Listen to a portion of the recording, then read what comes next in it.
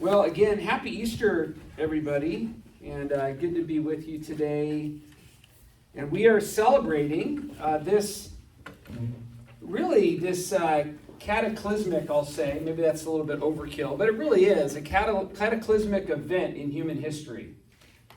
When Jesus rose from the dead, and that realization is really, and that action on behalf of God has really changed so many things about our lives and about the world that we live in.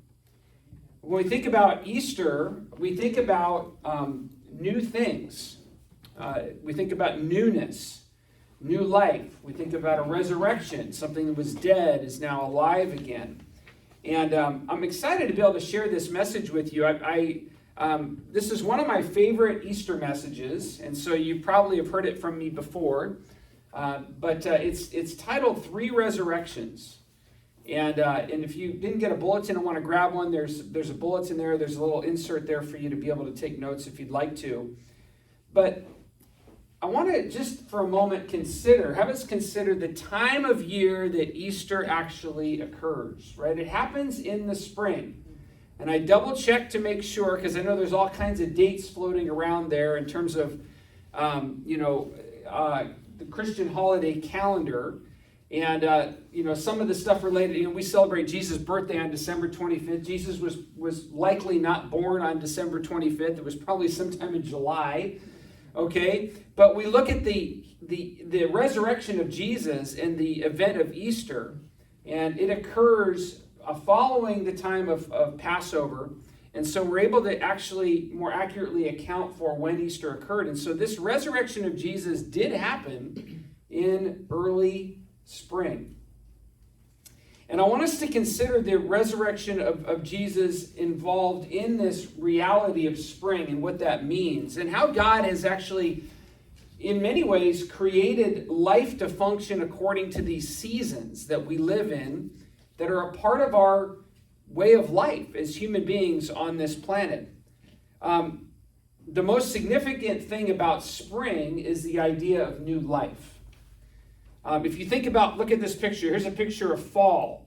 So fall is really the time of year when school starts, and it's kind of the loss of life from the summer. I know my kids back there that are watching this, when fall comes, there's a little bit of anticipation because it's a new school year, but then about a weekend, it's like, yeah, this really does feel like a death from summer, right? Because I got to go back to work, I got to go back to studying full-time and involved in academics where I'd rather be out at the beach and doing other things. But this time of fall is really a loss of life from the summer.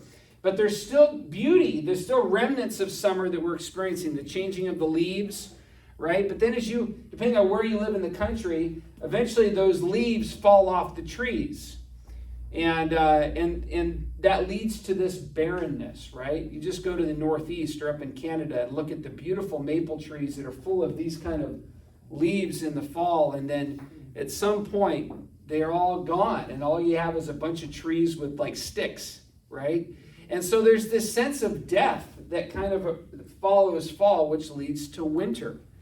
And it's not really death that we're experiencing, it's kind of dormancy. Like the creation, the created order goes into this time of sleeping. Bears hibernate in the winter, right? They rest. And so the earth in many ways is resting during this time of winter. And then we have spring, and we see new life emerging from death or from dormancy. Everything is new and is in bloom. There's life and vitality. The birds are singing. The days start getting longer as we start getting closer to the summer time of year. And then when the summer is here, we have this time to really fully experience and play within the newness that spring brought. And so for most people, summer is their favorite time of the year just because of how warm it is, and the longer days and the beauty of having navigated through the other seasons. It seems that even the seasons were considered by God when he chose to model and to actually live out this reality of Jesus' death and resurrection. You think about it for a moment. I'm going to grab this. Forgot to bring it over earlier, but even look at this. These Easter lilies. All right, we have some beautiful Easter lilies here. We have these other lilies on the table, which are called again Calla lilies that are on the tables. But if you look at this Easter lily, it's a symbol of spring. When you look at this flower, the white lily, which symbolizes purity. There's this idea of rebirth, this idea of new beginnings, of hope. All it takes is going outside and you start to see the leaves form on the trees, and you start to see the bees start to swarm around the trees that are starting to develop, the buds and all the pollen. I don't know how that all works, right? But I just know that in the backyard there's tons of bees because they're like going crazy because they get to do what they do, right? And that doesn't happen unless spring is actually upon us. And so as we celebrate Easter today, I want us to think about this idea of resurrection and rebirth.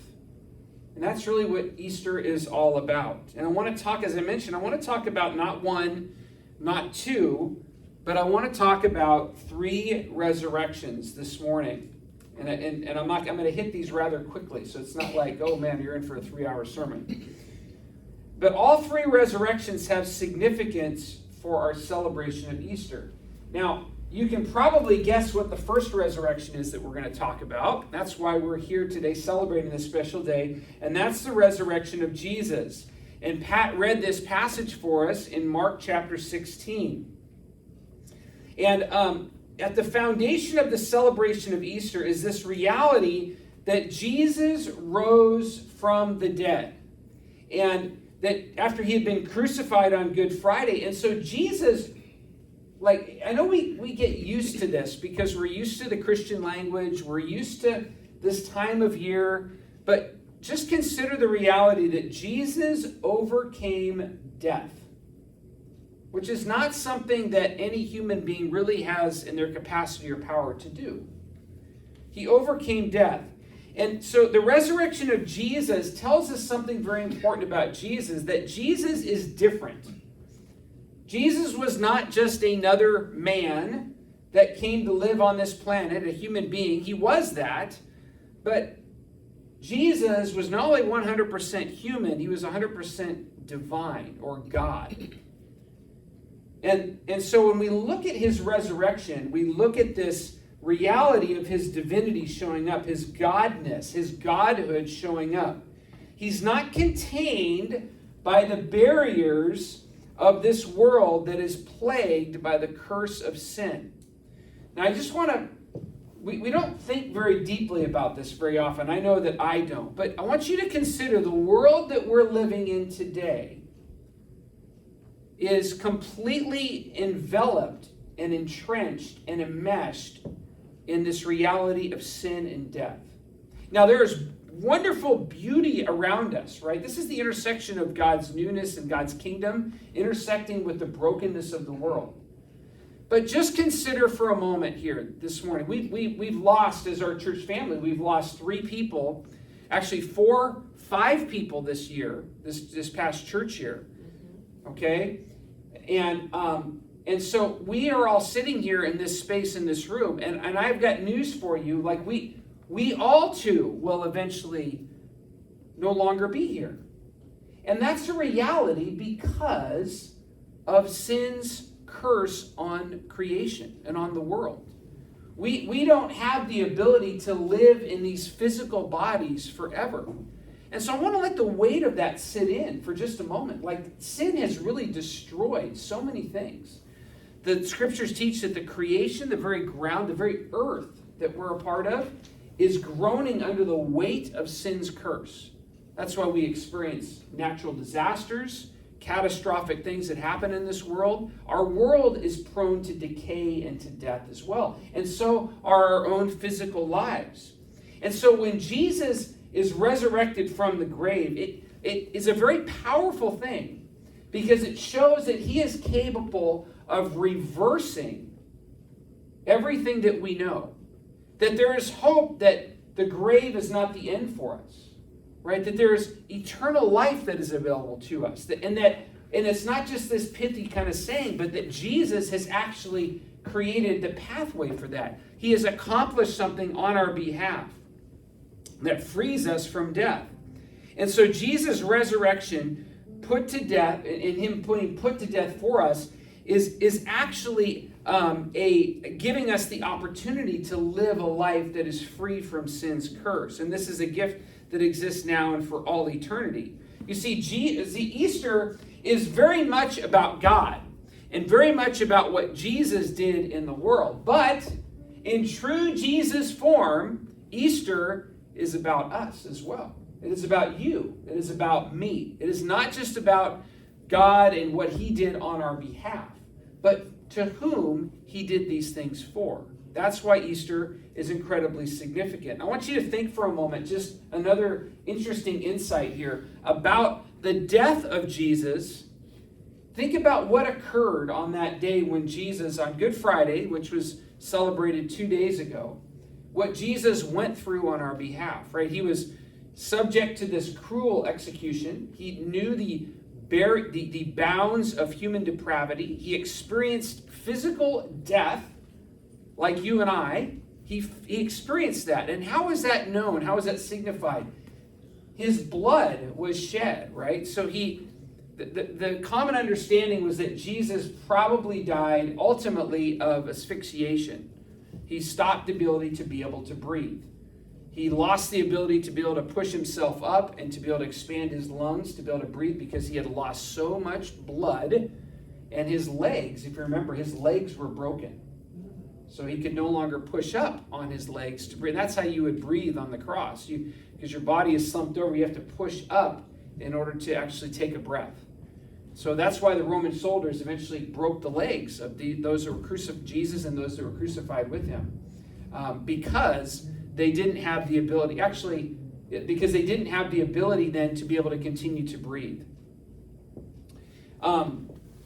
So I want you to think about this for a moment. I'm thinking about the blood that Jesus shed on that cross for us, right? What is the significance of blood, right?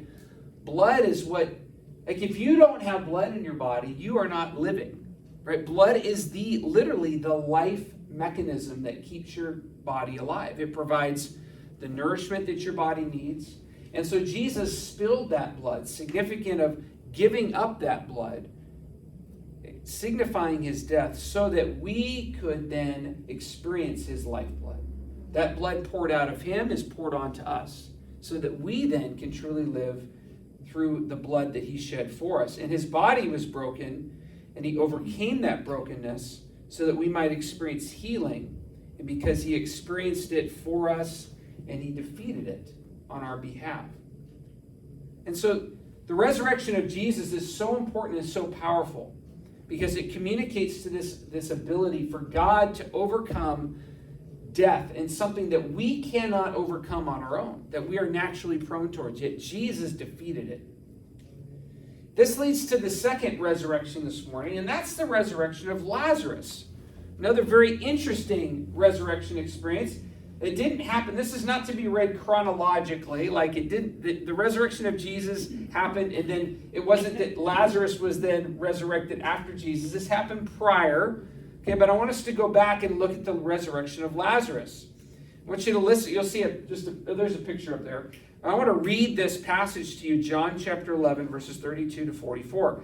When Mary reached the place where Jesus was and saw him, so they had sent word to Jesus that Lazarus, who is a friend of Jesus, had actually died. And so Jesus is now going to the place where Lazarus lived and where he has died.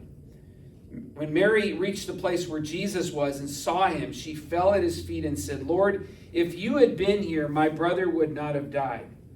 When Jesus saw her weeping and the Jews who had come along with her also weeping, he was deeply moved in spirit and troubled. And he said, "Where have you laid him?" "Come and see, Lord," they replied. And it says here that Jesus wept over the loss of Lazarus. Then the Jews said, "See how much he loved him." But some of them said, "Couldn't the man who opened the eyes of the blind have kept Lazarus from dying?" Jesus, once more deeply moved, came to the tomb. It was a cave with a stone laid across the entrance. And Jesus said, "Take away the stone." "But Lord," said Martha, the sister of the dead man, "that's a bad idea. Because by now, he's been in there for 4 days. Decomposing. Doesn't smell very good. Don't do that." And then Jesus said, "Did I not tell you that if you believe, you will see the glory of God, the power of God?" So they took away the stone, and Jesus looked up and he prayed. He says, "Father, I thank you that you have heard me. I know that you always hear me. But I said this for the benefit of the people standing here, that they may believe that you sent me." And when he had said this, Jesus then said, "Here's the proof that God sent me." He called out to the tomb, "Lazarus, come out of that tomb." And the dead man walked out, his hands and his feet wrapped in strips of linen and a cloth around his face. He was mummified, right? Jesus said, "Take off his grave clothes and let him go. Free him from the confines of death." You know, these people had experienced a miraculous event, something that nobody had ever seen before. I doubt that any of you have actually seen, you know, there's movies about it where you can watch movies where people kind of like come up out of their graves, but it's not real, right? We've never experienced or seen anything like that. And John makes it clear in this account that Lazarus was indeed dead. He wasn't just laying in there asleep. Makes it very clear that, you know, his body had gone through the process of decomposing. He'd been in there for 4 days. And what this shows us, and it even tells us earlier that Jesus, when he heard that Lazarus had died, he actually waited even further, even a longer period of time before he rushed off. And I don't know about you, when I hear about somebody dying, it's like I want to get on the call them or text them or get over to the hospital or whatever it is as fast as I can. Jesus heard the news and intentionally waited. He stayed back. For whatever reason, and we can only imagine he stayed back because he wanted to make sure, you need to know that Lazarus is good. He was dead and gone. He wasn't just sleeping. Like, he's been in there for 4 days. But what Jesus does in raising Lazarus from the dead shows us that nothing is impossible for him. Nothing is impossible for Jesus. He summons Lazarus out of the tomb, and immediately, I want you to consider for a moment, like, I know it's a little bit weird to think about it, right? But he'd been in that tomb. We talked about his body's decomposing, didn't smell very. All of a sudden, Jesus calls out something and immediately reverses the natural causes of death in his body. Immediately, the blood starts pumping again. Somehow, the brain is firing again and hasn't lost the ability for his brain to function. Jesus calls it a miraculous thing. It's almost like God reached down and just touched his body, stimulated his brain, his heart, and got things working again. The heart starts to beat, and Lazarus then emerges from the tomb looking like this mummy is an indication that, yeah, I was wrapped up, I was dead, and now I'm emerging from this tomb. And so this is the first event in reference to Jesus' ability to not only do the impossible, but to overcome death. And there's other places in the scripture where Jesus heals people, where he does amazing, miraculous things, but it's only here where he reverses death, and that being death after 4 days, and he brings Lazarus back to life. He did it for Lazarus, he did it in his own resurrection, and he still does it today. There are people that are still today are healed from their diseases and their illnesses and experience new life, but he is continually bringing about a resurrected life for people over and over and over again today. And so in true Jesus form, the resurrection of Lazarus has multiple applications and implications for our lives. This is a very real event that goes beyond the impact of Lazarus and his family and his friends. I want you to consider this for a moment, that the resurrection of Lazarus shows us the power of Jesus to overcome death. It does do that. It shows us his power to overcome death. The resurrection of Lazarus is also a foreshadowing of our own personal resurrection. That we too, the scriptures say, we too will, at some point, our physical bodies will be reunited with our souls, and we will be with God in paradise forever. At some point, the scriptures in Revelation communicate that reality to us. And so the resurrection of Lazarus is a foreshadowing of that type of an event. But the resurrection of Lazarus is also a symbolic picture of our current opportunity to be resurrected. It's an example, a symbolic picture of our current opportunity to be resurrected. How so? Notice the command that Jesus gives to Lazarus. He tells Lazarus, he speaks to him and he says, come out of that tomb. Exit. A man who had been given new life is called to emerge from the tomb and to live again. And by the power and the strength and the love of Jesus, this plague of death has been reversed and new life is now given. And so Jesus calls each of us. Part of the message of Easter is not just that Jesus rose from the dead, yes, but Jesus calls us to come out of our tombs. He's called us to come out of those tombs and to live a resurrected life. So Easter is a call for each of us to live. That's why Jesus rose. He rose so that we would have the ability to live, not just physically forever with God, but to begin to live and our souls to be reinvigorated and to escape death and to experience life with God today. And that leads us to our third resurrection, and that resurrection is our resurrection. So we looked at the resurrection of Jesus, we look at the resurrection of Lazarus, and we want to look at the resurrection of ourselves, our own resurrection. Jesus said, consider these words in John chapter 11. We've heard them, we've probably seen them many times, but very, very powerful words by Jesus. You can see I think I have up on the screen here for you. Jesus said to her, and this is John's account following the resurrection of Lazarus. Okay?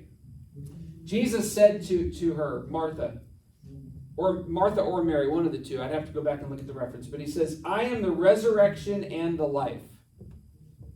The one who believes in me will live even though they die, and whoever lives by believing in me will never die. Do you believe this? Now just considering the words there that Jesus claims to be the resurrection and the life.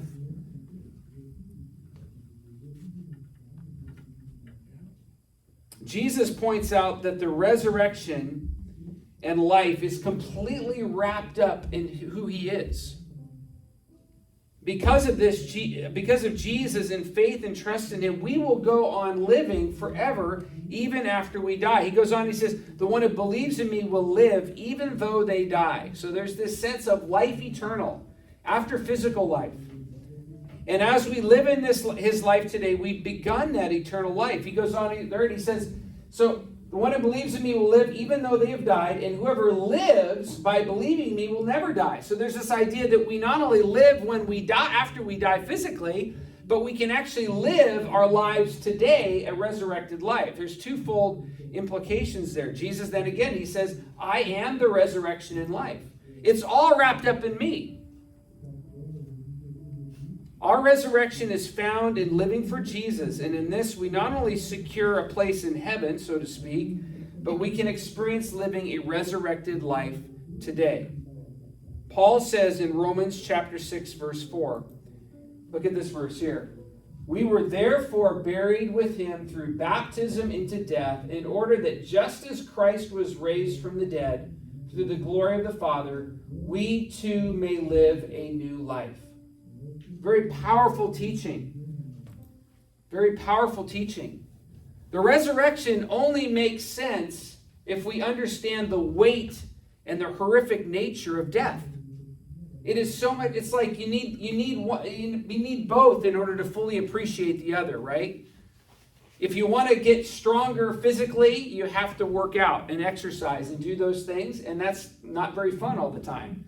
But you reap a benefit from that, right? So much of the way that God, this cause and effect reality of how things work in the world, is understanding the nature of the opposites. It's kind of the irony of God, how the opposites are so important. It's when we're at our deepest, darkest, broken places in our lives that it seems that God has so much of our attention at that time, or that our attention is more fixed on God, however you want to look at it.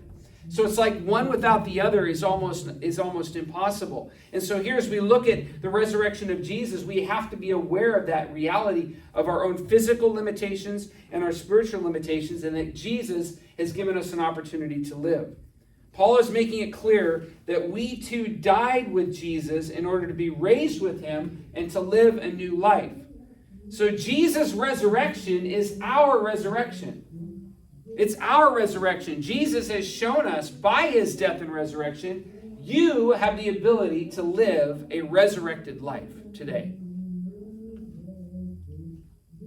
Paul goes on and he says in Galatians chapter 2, verse 20, very powerful and popular verse.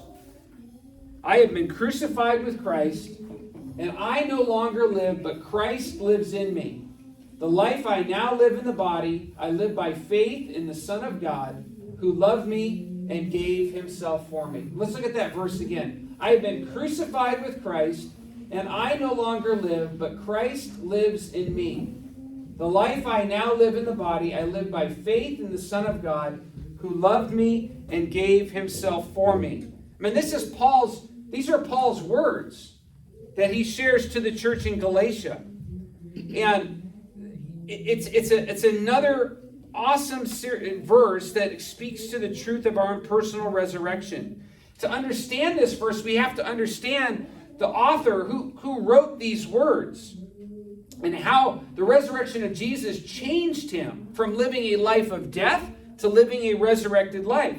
Now, Paul is a man who, his name was Saul, okay? And his name was changed to Paul by Jesus.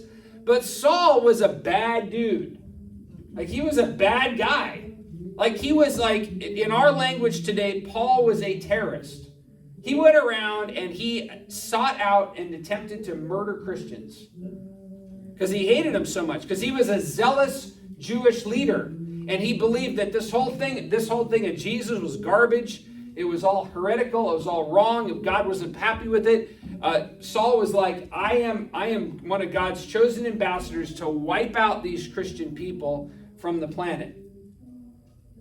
This is the nature of who this guy was. Destroying, wreaking havoc on the church. And then Jesus has mercy on this guy for some reason. It's such a powerful story. He's on the way, and he's traveling, and he's on this road, and Jesus appears to him and just blinds him, knocks him down with the power of God, knocks him off his horse or whatever he was riding, and he's blinded. And Jesus, I almost kind of would like to have been watching on the sidelines and seeing this happen. Because almost like I think God was, speaking to, well, it was actually the resurrected Jesus that appears to Saul at that time. And it was almost, I can imagine Jesus just kind of not smiling and taking pleasure in Saul's, blindedness. But it was almost like, do I have your attention yet? Do you still not believe that I'm real? That I am who I said that I was? And Saul has this dramatic moment where he is confronted by the power of Jesus, by the power of God. And the life of Paul is forever changed as a result of that. We see this guy that was like, you would not want to be around him. Sometimes you can even read it in some of the letters that Paul writes today. You're like, man, he had a little bit of a chip on his shoulder sometimes. He was kind of that personality that, he was probably a very strong leader, and that got him in trouble a lot of times because he was probably pretty dogmatic at times. And he spoke the truth sometimes maybe harshly, maybe wasn't always in love. And he just kind of let people know where he stood on stuff. That's a personality. That was likely a part of Paul's personality. And yet what we see is this man that was very strong in that way was also deeply humble in his relationship with God, and was very much recognized his own failures, recognized his own inability to be able to do life on his own. And it was this dramatic transformative moment. It was almost like if Jesus could transform Saul, Jesus can transform anybody. I mean, it would be in our model equivalent today, it'd be like Jesus like transforming Hitler, right? Be like, no way. Like, yes, this is what the power of God has the ability to do such things, right? And so history testifies to this effect. We don't read and look at the life of Paul today through this lens of his intense persecution of the church. We know that about his story, but his story, what we know about Paul is that Paul was this, like we know, we got lots of letters from Paul that he wrote to all these churches. He was actually, in many ways, Peter was the rock of the early Christian church, but Paul was its primary ambassador. Paul was going around starting churches, and he was shepherding and pastoring other pastors and other congregations, and he was hugely a part of God's movement in human history through the church moving forward. And so it's this man, this powerful, angry, murderous, zealous Jewish man who was touched by Jesus, and it changed the direction of his life and the lives of many people forever. And it's this guy who wrote those words in Galatians 2:20, I have been crucified with Christ. I no longer live, but Christ lives in me. The life I live by faith in the Son of God who loved me and gave himself for me. This is a very personal verse for Paul. It's a personal verse of his own resurrection, of his own very personal Easter experience. And so he talks about, just for a moment, I'll look at these different sections as we wrap up. I have been crucified with Christ. Remember, so this language, Paul, remember what happened to Jesus? Like Jesus, that horrific image that I just painted for you, being crucified on this cross. Paul sees himself identified with Jesus on that cross. I have been crucified with him. Not literally, like Paul didn't literally die with Jesus on a cross. Some of these Christian founders, you could say, those that Jesus used to bring about the starting of the church, many of them died deaths like Jesus, where they were ultimately crucified. But when Paul's writing these words in this language, he's communicating something more. He didn't die on that cross physically with Jesus. So what is he really trying to say? My life, my dead life, was taken out on that cross. I was killed. That God crucified me. God destroyed. He took away that death in me. I nailed it to the cross, that living in death. And he says, I no longer live, but now Christ lives in me. It's such a beautiful verse. How many of us think about our lives that way, that we are no longer living, but it is Jesus that is living in us, right? We know that that's not fully true, because we are still physically alive as people. But what Paul's trying to communicate is the very nature of the significance of our lives is lived because of God's work in us and through us. That I no longer live, but now Jesus lives in me. It's almost like everything inside of us has been taken out, and we're this empty shell then for God's presence to fill, and that God's life is then lived in us and through us. He says, the life I now live in the body, I live by faith in the Son of God. So the life that I live, so Christ lives in me, and the life I now live is a life of faith. Right? And if we think about what faith is a death to ourselves, right? Faith is an act of surrender to controlling my own life. It is an act of death to kind of deciding what I'm going to do with my life and what I'm going to make choices that are based on my own personal desires and interests that are most important. No, what Paul is saying is that I live in this body by faith in the Son of God. I live a life of faith, not just cognitive, I believe God, but faith is an active faith, where I actually live the life of Jesus through my life.